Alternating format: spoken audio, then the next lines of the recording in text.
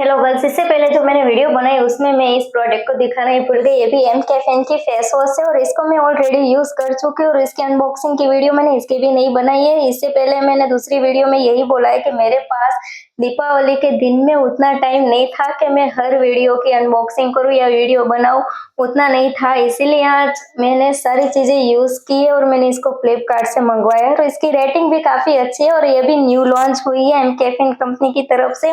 और इसका रिजल्ट मुझे बहुत अच्छा लगा क्योंकि मुझे यहाँ छोटे छोटे जो दाग थे जो भी थे सब क्लियर हो गया और इसकी वजह से मेरी स्किन भी काफी ग्लो करने लगी है और मुझे इसका रिजल्ट बहुत अच्छा लगा। अगर आप चाहो तो इसको ऑर्डर कर सकते हो और मंगवा सकते हो और इसकी रेटिंग भी काफी अच्छी है।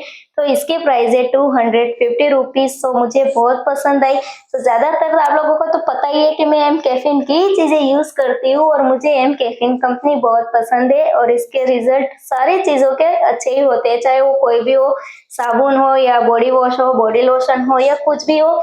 मैं अपनी स्किन पर सिर्फ एम कैफीन ही यूज करती हूँ। तो हम मिलते हैं ऐसे ही एक नेक्स्ट वीडियो में। अब मैं देखती हूँ क्या ऑर्डर करूँ दूसरी वीडियो के लिए।